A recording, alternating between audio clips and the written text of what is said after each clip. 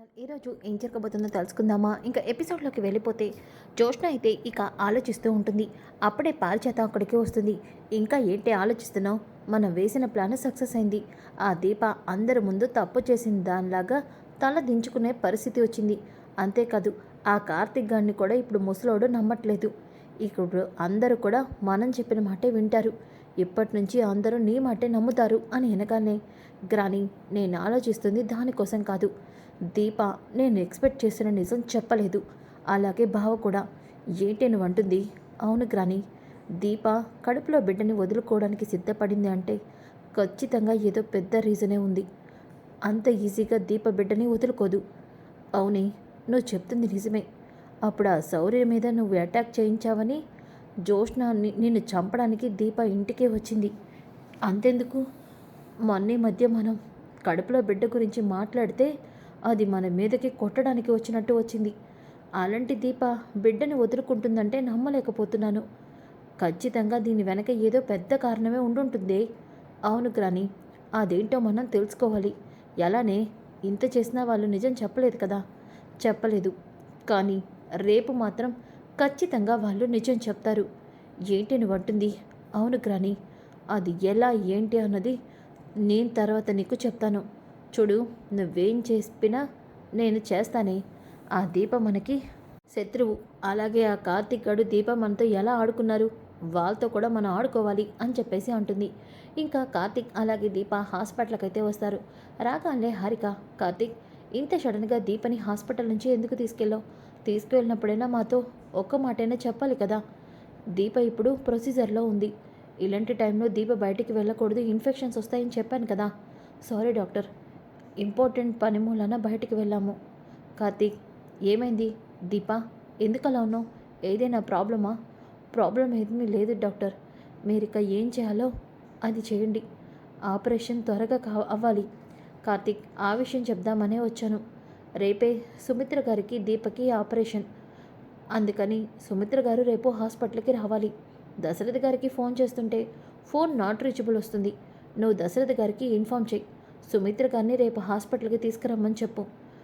కార్తీక్, అలాగే ఇప్పుడు ఈ ఆపరేషన్లో జోష్న మనకి ఏ సంబంధం లేదు కాబట్టి జోష్నకి డౌట్ వస్తుందేమో. జోష్న విషయంలో ఏ డెసిషన్ తీసుకున్నారు మీరు? ఏం చేద్దామనుకుంటున్నారు? తెలీదు డాక్టర్, కానీ ఖచ్చితంగా జోష్నకి ఈ విషయం తెలియకూడదు అని కార్తీక్ అంటాడు. కార్తీక్, నీ బాధ నీ టెన్షన్ నాకు అర్థమైంది. కాకపోతే జోష్నకి చాలా అనుమానం. రేపు జోష్నని కన్విన్స్ చేయడం చాలా కష్టం. జోష్న గురించి మీరు ఏదైనా ఆలోచించి నిర్ణయం తీసుకోండి అని కార్తీక్కి హారిక చెప్పి అక్కడి నుంచి వెళ్ళిపోతుంది. ఇక దీప, బావా ఏం చేద్దాం మరి? తెలీదు దీప, ఏం జరుగుతుందో తెలీదు. కాకపోతే ఎలా అయినా అత్తకి ఆపరేషన్ జరగాలి. అది మాత్రం ఒక్కటే నా కోరిక. అవును బావా, ఎలాంటి పరిస్థితిలోనైనా అమ్మని మనం బ్రతికించుకోవాలి అని దీప అంటుంది. రేపే కదా, నేను ముందు మామయ్యకి ఫోన్ చేసి చెప్తాను. ముందు నువ్వు వెళ్ళి రెస్ట్ తీసుకో అని చెప్పేసి అంటాడు. ఇక కార్తీక్ అయితే దశరథకి ఫోన్ చేస్తాడు. ఇక దశరథ, కార్తీక్ ఎక్కడున్నారా మీరు? హాస్పిటల్కి వెళ్ళిపోయావు మావయ్య. నువ్వెక్కడికి వెళ్ళావు? నేను గురువు గారిని కలవడానికి వెళ్ళానురా. ఏమన్నారు? పరిష్కారం ఉందేమోనని అడిగాను, కానీ పరిష్కారం లేని సమస్య ఇది అని చెప్పారు. నాకు భయంగా ఉందిరా. నా కూతురికి ఇలా నా కళ్ళ ముందే అన్యాయం జరుగుతూ ఉంటే చూస్తూ చేతకాని వాళ్ళ మిగిలిపోయానురా. మావయ్య, ఇదంతా మనం చేస్తుంది అత్త కోసం. నువ్వు బాధపడుతూ ఎక్కడ నిజాన్ని బయట పెడతావని రోజు నాకు టెన్షనే. నేను ఇప్పుడు నీకు ఫోన్ చేసింది ఒక విషయం చెప్పడానికి. ఏంట్రా? రేపే అత్తకి ఆపరేషన్. అత్తని హాస్పిటల్కి రేపే తీసుకురమ్మని డాక్టర్ ఫోన్ చేశారు. నీ ఫోన్ పనిచేయట్లేదని నాకు చెప్పమన్నారు. ఈ విషయం నువ్వు అత్తకి తాతతో చెప్పు, సరేనా? జోష్నకి అనుమానం వస్తుందేమో, జోష్నని కూడా హాస్పిటల్లో అడ్మిట్ అవ్వాలని చెప్పు. రేపు ఇక్కడ ఏది జరిగినా అంత బాధ్యత నాది. ఇక ఈ విషయం గురించి నువ్వు మర్చిపో అంటూ కార్తీక్ కాల్ కట్ చేస్తాడు. ఇక దశరథ, మర్చిపోయి ఎలా ఉండగలనరా? నా కూతురి జీవితంలో పిల్లల్ని కనలేదు. నా చెల్లికి ఇచ్చిన మాటని నేను తప్పిన వాడిగా ఉన్నాను. నా తండ్రికి నేను మోసగాళ్ళలా కనిపిస్తున్నాను. ఇదంతా కూడా నా కూతురు చేసే త్యాగం వల్ల అని ఎవరికి నేను ఏమీ చెప్పుకోలేను అని దశరథ తనలో తాను కుమిలిపోతాడు. ఇక ఉదయం అవుతుంది. ఉదయమైన తర్వాత ఇక దశరథ అయితే ఇంట్లో ఉండడు. ఇక శివనారాయణ, దశరథ రేపు హాస్పిటల్కి వెళ్ళాలి, సుమిత్రకి ఆపరేషన్ అని చెప్పాడు. ఇప్పుడు తీరా ఉదయం చూస్తే ఇంట్లో లేడు. ఉదయాన్నే ఎక్కడికి వెళ్ళాడు అని వెనకాలనే ఇక జ్యోత్స్న, తెలీదు తాత. డాడీ ఈ మధ్య ఇంట్లో ఎవరికి ఏమీ చెప్పట్లేదు. డాడీకి మమ్మీ కంటే ఆ దీపే ఎక్కువైపోయింది. అందుకే దీప కోసం 10 సార్లు హాస్పిటల్కి వెళ్తున్నాడు. కానీ మమ్మీకి ఆపరేషన్ అవుతుంటే మాత్రం హాస్పిటల్కి తీసుకెళ్ళడానికి డాడీ లేడు అని వెనకాలనే సుమిత్ర, జ్యోత్స్న ఎందుకలా మాట్లాడుతున్నావు? మీ డాడీ గురించి నాకు తెలుసమ్మా. ఏదో ముఖ్యమైన పని లేకపోతే మీ డాడీ వెళ్ళరు అని చెప్పేసి అంటుంది. మమ్మీ, నువ్వు డాడీని ఇలా సపోర్ట్ చేస్తున్నావు కాబట్టి డాడీ అలా ప్రవర్తిస్తున్నాడు. జ్యోత్స్న, ఇక ఇది ఆపుతావా? హాస్పిటల్కి వెళ్ళాలి పద. పారిజాతం, పారిజాతం, వస్తున్నానండి. మనం వెళ్ళేది హాస్పిటల్కి, ఫంక్షన్కి కాదు. నేను కూడా హాస్పిటల్కి తగ్గట్టే రెడీ అయ్యాను కదా. అవునవును, నీ ఒంటి మీద నగలు చూస్తూనే అర్థమవుతుంది నువ్వు ఎలా రెడీ అయ్యావో. పద అని చెప్పేసి అందరూ కూడా హాస్పిటల్కి అయితే బయలుదేరుతారు. ఇంకా ఒక పక్కన శ్రీధర్ అయితే శౌర్య బస్సు రావడంతో ఇక శౌర్య కోసం బయటకైతే వెళ్తాడు. వెళ్ళేసరికి బస్ దిగిన శౌర్యని ఒక రౌడీ బైక్ మీద స్పీడ్గా శౌర్యని బలవంతంగా తీసుకొని వెళ్ళిపోతూ ఉంటాడు. అది చూసిన శ్రీధర్ ఒక్కసారిగా షాక్ అవుతాడు. ఏంటి, ఎవడు వాడు శౌర్యని అలా తీసుకెళ్ళిపోతున్నాడు? శౌర్య, శౌర్య అని అరుస్తూ ఉన్న ఆ బైక్ వాడైతే శౌర్యని తీసుకొని వెళ్ళిపోతాడు. ఇక ఒక్కసారిగా శ్రీధర్ చాలా టెన్షన్తో కార్తిక్ అయితే ఫోన్ చేస్తాడు. మాస్టర్ ఏంటి ఫోన్ చేస్తున్నాడు? ఏదైనా సమస్య అని చెప్పేసి కార్తిక్, హలో మాస్టారు, ఏంటి ఫోన్ చేశారు? ఒరే కార్తిక్, శౌర్యని ఎవరో ఎత్తుకెళ్ళిపోయారా? ఏంటి మాస్టర్ మీరు అంటుంది అని వెనకాలనే, అవునరా, శౌర్యని నా కళ్ళ ముందే ఒకడు బండి మీద వచ్చి ఎత్తుకెళ్ళిపోయాడు అని వెనకాలనే కార్తిక్ దీప వైపు చూస్తాడు. ఇప్పుడు కనుక దీపకి విషయం తెలిస్తే చాలా పెద్ద సమస్య అవుతుంది. ఈరోజు అత్తకి ఆపరేషన్ అని డాక్టర్ చెప్పారు అని చెప్పేసి కార్తిక్, దీపా ఒక్క నిమిషం, నేను ఇప్పుడే వస్తాను అంటూ కార్తిక్ ఫోన్ తీసుకొని బయటికి వస్తాడు. ఇక మాస్టరు, మీరు చెప్తుంది నిజమేనా, లేకపోతే నిన్నట్లాగా అబద్ధం చెప్తున్నారా? ఒరే, నేను పిల్లల విషయంలో ఎందుకు అబద్ధం చెప్తానరా? నేను చెప్తుంది నిజం. నా కళ్ళ ముందే శౌర్యని ఒక బైక్ అతను తీసుకొని వెళ్ళిపోయాడురా. నేనెంత అరిచినా వాడు వెనక్కి తిరిగి చూడలేదు.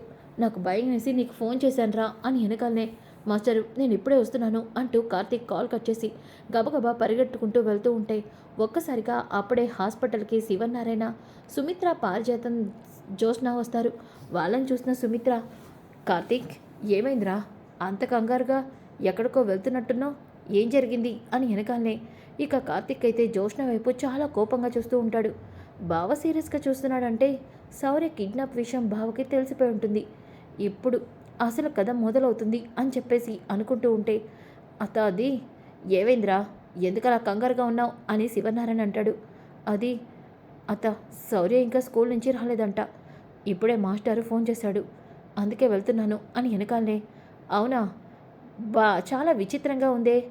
బిడ్డని వద్దనుకున్న వాళ్ళకి శౌర్య మీదేంటో అంత ప్రేమ అని వెనకాలనే, జ్యోత్స్న మాటలు మర్యాదగా రానివ్వు. జగ్రాని అన్న దాంట్లో తప్పేముంది బావా, నిజమే కదా. శౌర్య కనిపించట్లేదంటేనే ఇంత టెన్షన్ పడుతున్నావు. మరి నీ బిడ్డని ఎలా వదులుకున్నావు బావా అని అంటుంది. ఇక కార్తీక్, చూడు జ్యోత్స్న, శౌర్యకి ఏదైనా చిన్నది జరిగినా, శౌర్యకి ఎవరైనా ఏదైనా ప్రమాదం తలపెట్టినా ఎవరిని వదిలిపెట్టను, గుర్తుపెట్టుకో అని చెప్పేసి కోపంగా వెళ్ళిపోతాడు. ఇక సుమిత్ర అలాగే శివనారాయణ లోపలికి వెళ్తూ ఉంటే పారిజాతం, ఏంటి, ఏం జరుగుతుంది? ఆ కార్తిక్ గడేంటి ఏదో శౌర్యని నువ్వే కిడ్నాప్ చేసేవన్నట్టుగా అలా మాట్లాడుతున్నాడు. గ్రాని, ఇప్పుడు నువ్వు బావ గురించి కాదు ఆలోచించాల్సింది. ఇప్పుడు రూమ్లో ఉన్న దీప దగ్గరికి వెళ్ళి శౌర్య కనిపించట్లేదు, శౌర్యని ఎవరో ఎత్తుకుపోయారని చెప్పాలి. చెప్పడం వల్ల మనకి ప్రయోజనం ఏంటి ఉంది గ్రాని? దీప అప్పుడు హాస్పిటల్ నుంచి పారిపోతుంది. అసలు ఇక్కడ ఏం జరుగుతుందో మనకి క్లియర్గా తెలుస్తుంది. నేను చెప్పినట్టు చెయ్యి, బావ దీప అన్నింటినీ ఒప్పుకుంటారు అని వెనకాలనే ఇక పారిజాతం సరే అని చెప్తుంది. దీప ఏ రూమ్లోనే ఉందా అని చూస్తూ ఉంటే దీప ఉన్న రూమ్ అయితే కనిపిస్తుంది. వెంటనే పారిజాతం రూమ్లోకి వెళ్తుంది. ఇక దీపం చూసి, దీపా నువ్వు ఇక్కడున్నావా? నిన్ను చూస్తుంటే జాలేస్తుంది. పారిజాతం గారు, ఏం మాట్లాడుతున్నారు మీరు? అవును దీపా, సుమిత్రకి ఆపరేషన్ అని ఈరోజు మేము హాస్పిటల్కి వచ్చాం.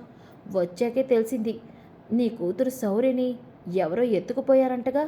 ఇప్పుడే కార్తిక్ గాడు పరుగు పరుగున వెళ్ళాడు, నీకు తెలీదా అని అనగానే, పారిజాతం గారు మళ్ళీ అబద్ధం చెప్తున్నారా నాతో? దీపా, అబద్ధం ఎందుకు చెప్తాం? కార్తిక్ ఇక్కడే ఉండాలిగా, మరి లేడేంటి? వాడికి ఆల్రెడీ ఫోన్ వచ్చింది. ఆ ఫోన్తోనే వాడు వెళ్ళిపోయాడు. నీ కూతుర్ని ఎవరో ఎత్తుకుపోయారు అని వెనకాలనే శౌర్య, శౌర్య అంటూ ఒక్కసారిగా దీప కూడా శౌర్య కోసం పరుగులు పెడుతూ బయటికి వస్తుంది. ఇక హారిక, ఆగు దీప, ఎక్కడికి వెళ్తున్నావు నువ్వు? సుమిత్ర గారు ఆల్రెడీ హాస్పిటల్కి వచ్చేశారు. మీ ఇద్దరికి ఆపరేషన్ అని చెప్పాను కదా. ఆపరేషన్కి కావాల్సినవి కూడా ఏర్పాటు చేశాం. నువ్వు ఇప్పుడు బయటికి వెళ్ళడానికి వీల్లేదు. అది కాదు డాక్టర్, శౌర్య అని అంటూ ఉంటే అప్పుడే పారిజాత అక్కడికి వస్తుంది. దీపా, ఇంకా వెళ్ళవేంటి? అయినా డాక్టర్, సుమిత్రకి ఆపరేషన్ అయినప్పుడు జోష్న ఇక్కడ ఉండాల్సిన అవసరం కానీ దీప ఉండాలి అంటున్నారేంటి మీరు? అంటే అది దీపక్కి కూడా ఆపరేషన్ కదా. దీపకేం ఆపరేషను? దీప కూడా తన బిడ్డని కాదనుకుంటుంది కదా. ఆ ఆపరేషన్ జరగాలి. అవునా? కానీ అక్కడ తన కూతురు శౌర్యని ఎవరో ఎత్తుకుపోయారు.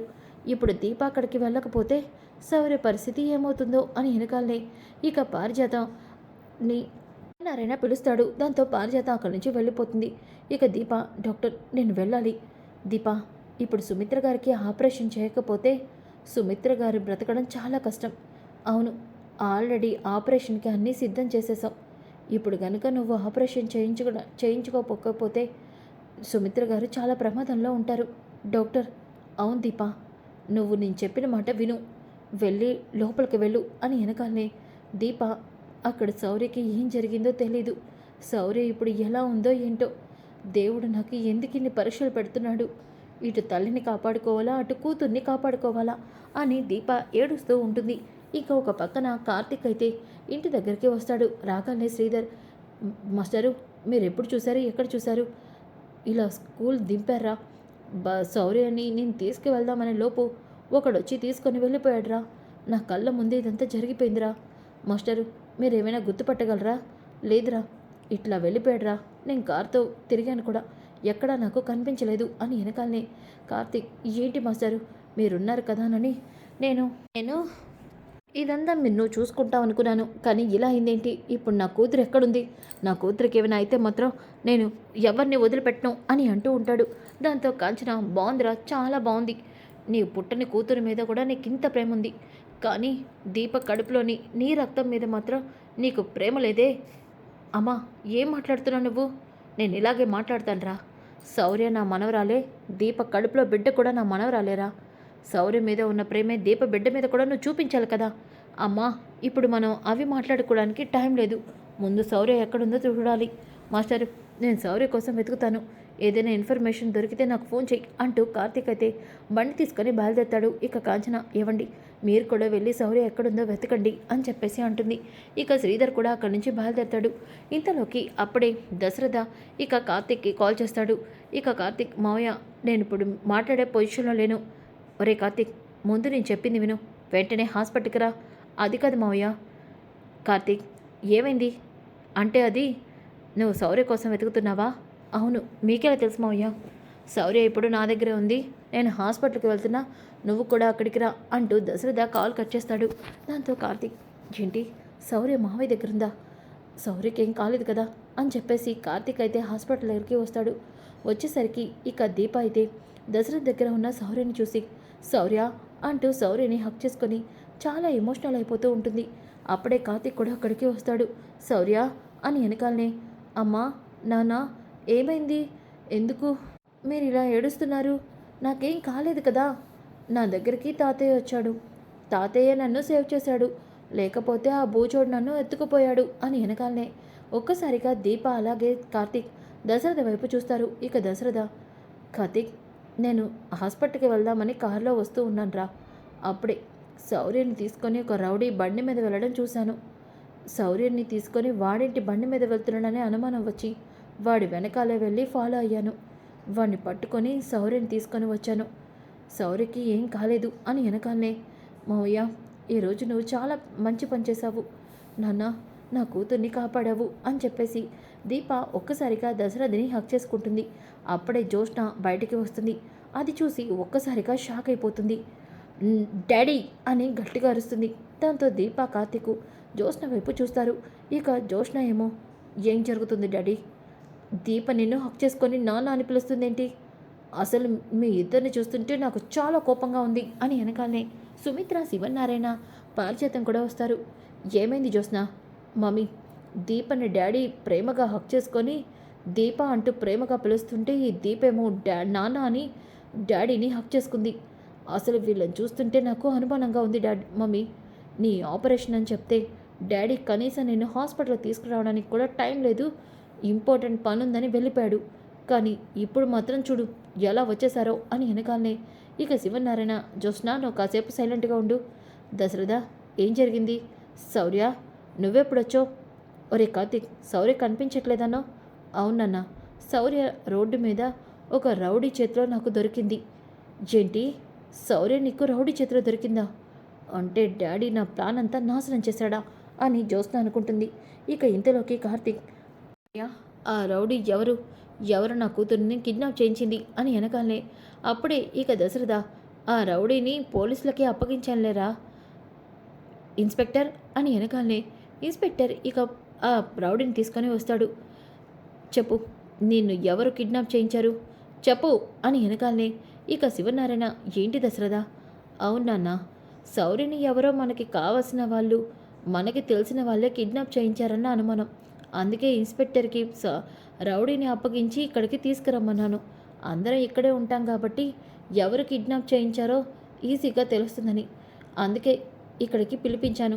చెప్పు, ఎవరు నిన్ను శౌర్యని కిడ్నాప్ చేయమని చెప్పింది అని వెనకాలే ఇక ఆ రౌడీ జ్యోత్స్న వైపు వేలు చూపిస్తాడు. ఒక్కసారిగా జ్యోత్స్న షాక్ అయిపోతుంది. అడ్డంగా దొరికిపోయానుగా ఇప్పుడు డాడీ, అలాగే తాత అందరూ కూడా నన్ను ఇప్పుడు ఏమంటారో అని టెన్షన్ పడుతూ ఉంటే ఇక ఆ రౌడీ, సరే తనే సార్, నన్ను ఈ పాపని కిడ్నాప్ చేస్తే ₹1,00,000 ఇస్తానన్నారు, అందుకే నేను చేశాను. ఒరే పాపిష్టోడా, నా మనవరాల మీద అబద్ధాలు చెప్తావా? నా మనవరాలు దీన్నెందుకు కిడ్నాప్ చేయమంటుంది అని పారిజాతం. ఇక ఆ రౌడీ, నేను చెప్పేది నిజం సార్, నిజంగానే ఆమె నాకు డబ్బులు ఇచ్చింది. కావాలంటే ఇదిగోండి నా ఫోన్పేలో ఆమె అకౌంట్ నెంబరు, అలాగే తన ఫోన్ నాతో మాట్లాడిన ఫోన్ నెంబరు ఉంది అని వెనకాలనే జ్యోత్స్న అడ్డంగా ఇరికించేశాడుగా వీడు నన్ను. ఇప్పుడు నేనేం చెప్పాలి అని అనుకుంటూ ఉంటే ఇక ఇన్స్పెక్టర్, ఏంటి సార్ ఇదంతా? ఇన్స్పెక్టర్ గారు, నేను తర్వాత వచ్చి ఈ విషయం గురించి మీతో మాట్లాడతాను, ముందు అతన్ని మీరు తీసుకెళ్ళండి అని వెనకాలనే శివనారాయణ, జ్యోత్స్న ఏంటిదంతా? జ్యోత్స్న, ఈ పని నువ్వు చేసావా అని సుమిత్ర అంటుంది. అంటే మమ్మీ అది అని వెనగాలనే దీప జ్యోత్స్న చెంప పగలు కొడుతుంది. దాంతో జ్యోత్స్న, దీప నోర్బై, చూడు జ్యోత్స్న, నన్నేవేనాను పడతాను, నన్ను బాధ పెట్టాలని చెప్పు చూడు, ఊరుకుంటాను. నా కూతురు జోలికి వస్తే ఊరుకోరని నీకు చాలాసార్లు చెప్పాను. ఈసారి నా కూతురు జోలికి వచ్చావంటే నేనేం చేస్తానో నాకే తెలీదు, గుర్తుపెట్టుకో అని వెనకాలనే ఇక ఆ పని చేయదిరే దీప, ఈ పాటికి జ్యోత్స్నకి నువ్వేంటో తెలిసే ఉంటుంది, పద దీప అని చెప్పేసి అంటాడు. ఇక దశరథ, నాన్న, దీప తప్పు చేస్తుంది అంటున్నావు తప్ప ఎప్పుడు జ్యోత్స్న చేసిన తప్పుల గురించి మాత్రం మీరు వేలెత్తి చూపించట్లేదు. అందుకే జ్యోత్స్న ఇలాంటి పనులు చేస్తుంది. చెప్పు జ్యోత్స్న, శౌర్యని కిడ్నాప్ చేయాలని ఎందుకు నీకు ఆలోచన వచ్చింది? అసలు నువ్వు శౌర్యని ఎందుకు కిడ్నాప్ చేయించావు? దేనికోసం చేయించావు? ఏం తెలుసుకోవడానికి చేయించావు? చెప్పు జ్యోత్స్న, ఎందుకు శౌర్యని నువ్వు కిడ్నాప్ చేయించావు అని వెనకాలనే నేనేంటి ఇలా ఇరుక్కుపోయాను, ఇప్పుడు నేనేం చెప్పాలి అని టెన్షన్ పడుతూ ఉంటే అప్పుడే హారిక అక్కడికి వస్తుంది. దశరథ్ గారు, ఏం జరుగుతుంది ఇక్కడ? సుమిత్ర గారికి ఆపరేషన్ అని చెప్పాను కదా, కానీ మీరు ఇలా హాస్పిటల్ అనుకుంటున్నారా లేదంటే ఇదేమైనా హోటల్ అనుకుంటున్నారా? ఎక్కడ పడితే అక్కడ ఇలా మీటింగ్ పెడుతున్నారు. డాక్టర్, అది సుమిత్ర గారు, మీరు ఇలా ఎక్కువసేపు అందరి మధ్యలో ఉండకూడదు, బాడీకి ఇన్ఫెక్షన్స్ వస్తాయి, ముందు మీరు లోపలికి వెళ్ళాలి, పదండి నాతో పాటు అని చెప్పేసి సుమిత్రని తీసుకెళ్తూ ఉంటే సుమిత్ర జ్యోత్స్న దగ్గరికి వచ్చి, జ్యోత్స్న, వీటన్నిటిని నువ్వు పట్టించుకోవద్దు, నువ్వెందుకు ఇలా చేసావో ఏంటో నాకు తెలీదు, కానీ ఆపరేషన్ చేసేటప్పుడు మాత్రం నువ్వు భయపడకు జ్యోత్స్న, మమ్మీ నాకేం కాదు కదా అని చెప్పేసి అంటుంది. జ్యోత్స్న, మీరు కూడా లోపలికి రండి, మీకు కూడా కొన్ని ప్రొసీజర్ చేయాలి అని వెనకాలనే జ్యోత్స్న, ఇదేంటి ఇప్పుడు నేను మమ్మీకి ఎలా బోన్ మ్యారో ఇస్తాను?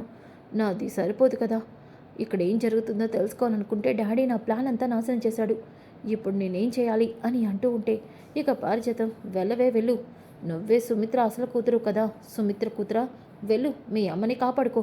గ్రాని, నేను నిజం చెప్తున్నాను, నిజంగానే నేను నీ మనవరాల్ని, అబద్ధాలు ఆడమాకే, నువ్వు నా మనవరాలు కాదని నాకు తెలుసులే, వెళ్ళు అని చెప్పేసి అంటుంది.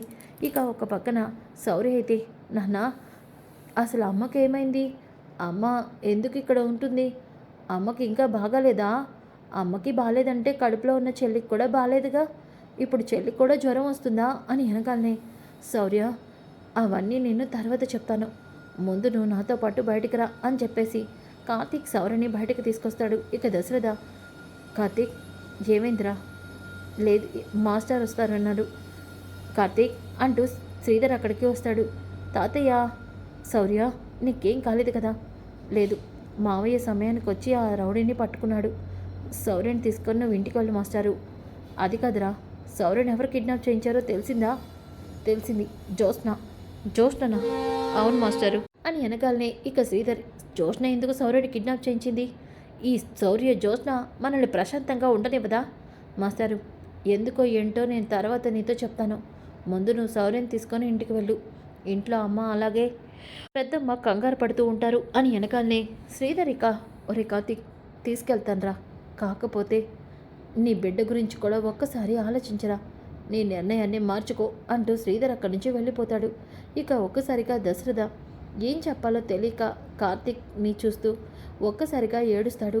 మావయ్య ఏమైంది? నా కూతురు జీవితాన్ని నేనే నాశనం చేస్తున్నానురా. నా కూతురికి పుట్టగానే అన్యాయం జరిగింది. ఇప్పుడు నా కూతురు ఎవరో నాకు తెలిసి కూడా నా కూతురికి నేనేమీ చేయలేకపోతున్నాను. నేను ఒక ఓడిపోయిన తండ్రిగా మిగిలిపోయాను అని ఏడుస్తూ ఉంటాడు. సో ఫ్రెండ్స్, అప్కమింగ్ ఎపిసోడ్స్ చాలా ఇంట్రెస్టింగ్గా ఉంటాయి. డోంట్ మిస్ ఈ వీడియో. నచ్చితే లైక్ చేయండి, షేర్ చేయండి. Thanks for watching.